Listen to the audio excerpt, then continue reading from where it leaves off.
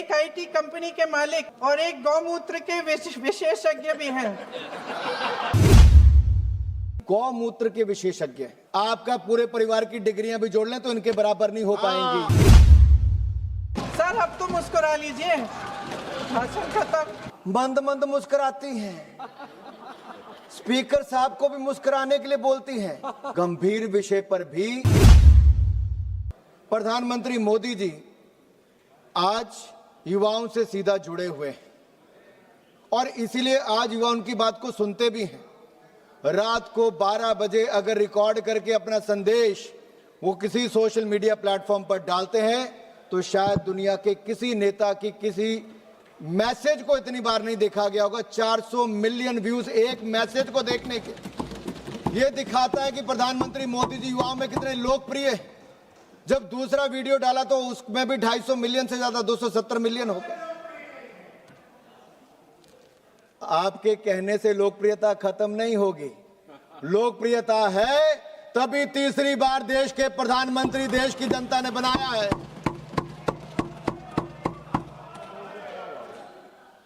और अध्यक्ष जी, सवाल यह खड़ा होता है कि आज हम सब लोग इस बात पे चर्चा क्यों कर रहे हैं?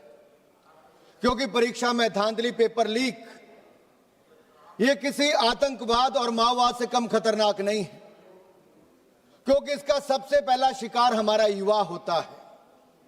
और अपने देश के युवाओं से मैं कहना चाहता हूं, इस पेपर लीक की बीमारी का इलाज भी हम करेंगे, मुकम्मल करेंगे, क्योंकि हर मर्ज की दवा हमें मोदी सरकार में ही मिली है और इसमें भी हम इसका निवारण करने जा रहे हैं, इलाज करने जा रहे हैं। आप देखिए, इस देश में आतंकवाद और नक्सलवाद ने दशकों तक हमें बहुत जुल्म दिए, बहुत जख्म दिए और इन गहरे जख्मों से निजात दिलाने का काम भी मोदी सरकार ने किया।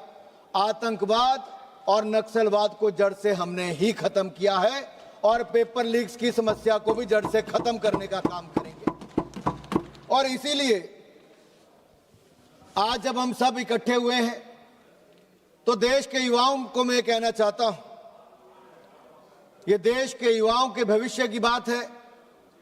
हमारी सरकार युवाओं के साथ है और युवा और मोदी सरकार ने मिलकर तय किया है, एक प्लेटफॉर्म पर खड़े होकर तय किया है कि एक ऐसा कानून लाएंगे जो आतंकवाद के खिलाफ बने कानून से भी ज्यादा सख्त होगा और दोषियों को कड़ी कार्रवाई करने पे भी काम आएगा।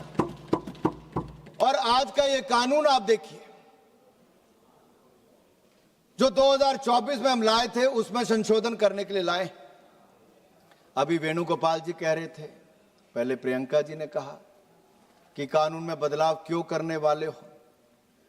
हम सिस्टम को और फुल प्रूफ करना चाहते हैं, हमारे युवाओं के भविष्य के साथ ना कोई खेले, उसके लिए सिस्टम बनाना चाहते हैं।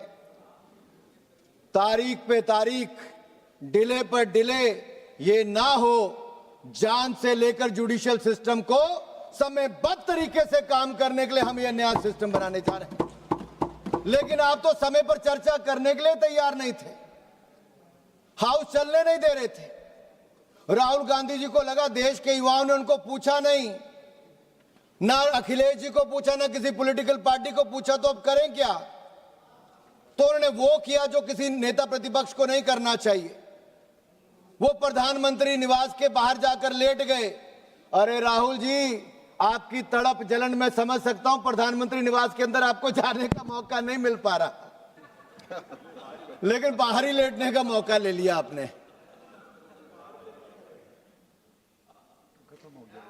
आपको कभी मौका अंदर जाने का नहीं मिलने वाला है।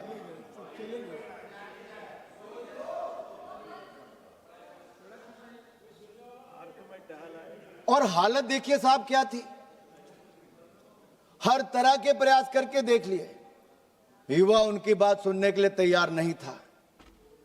लेकिन युवा ये जानता है कि जब 3 मई को नीट एग्जाम हुआ और उसके 3-4 दिन के अंदर एक खबर आ गई कि कुछ लीक जैसी हुई, तो हमारी सरकार ने 12 मई को उसको निरस्त कर दिया और मात्र 3 दिन के अंदर 15 मई को नया यानी कि री एग्जामिनेशन करने का निर्णय लिया ताकि युवाओं का एक साल बर्बाद ना हो। यह हमारी सरकार ने निर्णय लिया। यही नहीं, हमने चंद दिनों के अंदर देश भर में 5440 से ज्यादा सेंटर्स में नीट एग्जामिनेशन को कराया। दुनिया भर के देशों में 14 सेंटर्स पे करवाया, 13 भाषाओं में करवाया और 21 जून को इसको करवा भी दिया और मात्र 45 दिनों के अंदर सारा प्रोसेस पूरा करके रिजल्ट भी निकाल दिया। यह युवाओं के प्रति हमारी प्रतिबद्धता थी। हम इनकी तरह दिखावा नहीं करते। मोदी जी ने युवाओं के हित में हर कदम उठाया, आगे भी उठाएंगे। प्रियंका जी, आपके उत्तर दूंगा मैं इसके बाद। किस तरह से कितनी भोली सी शक्ल बना के गुमराह करती, मंद मंद मुस्कुराती हैं, स्पीकर साहब को भी मुस्कुराने के लिए बोलती हैं, गंभीर विषय पर भी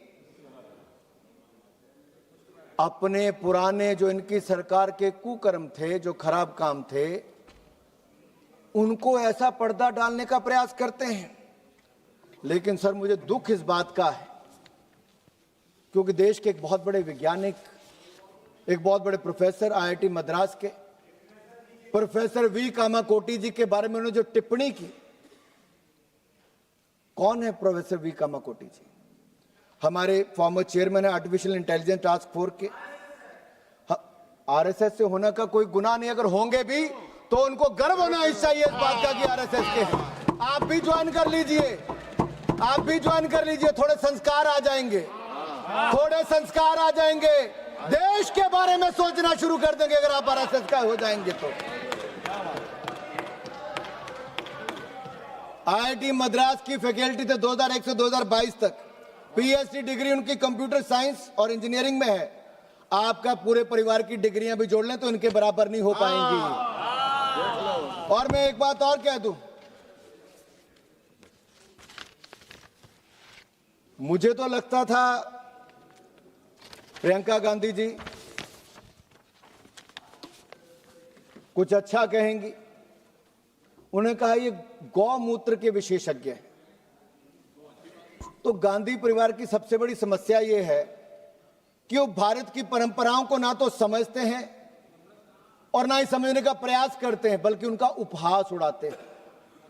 जिन पर दुनिया शोध कर रही है, कांग्रेस उन पर तंज कस रही है।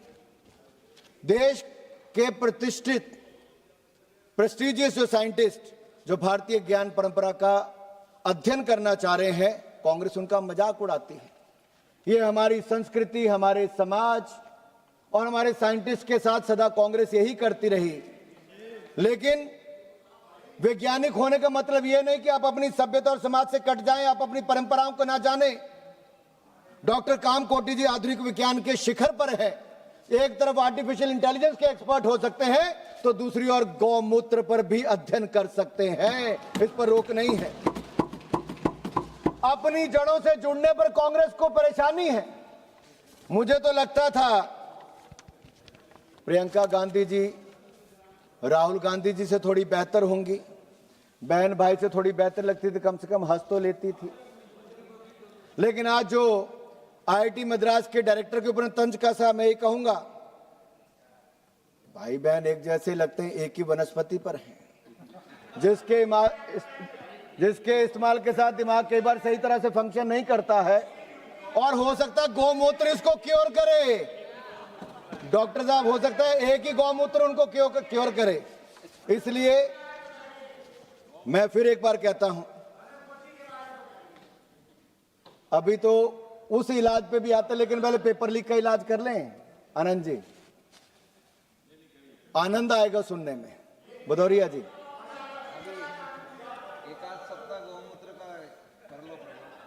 सर मैं इतना ही कहूंगा, ये कहीं रोक नहीं है कि आप कोई बिल लाया हो तो उस पर उसके अमेंडमेंट नहीं ला सकते। ये मोदी सरकार की सोच को बताता है कि जिस तरह की रिफॉर्म्स की आवश्यकता है, हमारी सरकार वो रिफॉर्म्स करेगी जो युवाओं के हित में होगी। और यही नहीं, मैं ये भी कहना चाहता हूं, और आप सारे कागज पेन निकाल कर लिख लीजिए, ये जो हम नया बिल लेकर आए हैं, ये बिल, ये कानून एक नजीर होगा। This will set an example sir. और इसकी मैं पूरा उल्लेख बाद में करने वाला हूं, क्या क्या इसके लाभ होने वाले हैं। लेकिन हमने अब तक क्या क्या किया? एक तो जल्द री एग्जामिनेशन करवाया। प्रियंका जी कह रही थी फेस रिकॉग्निशन। अरे फेस रिकॉग्निशन छोड़िए, हमारी सरकार ने 13 के 13 लोग जो पेपर लीक में शामिल थे उनकी गिरफ्तारी करवा दी, जेल में सड़ रहे हैं और उनके खिलाफ फास्ट ट्रैक कोर्ट्स में आज कार्रवाई हो रही है।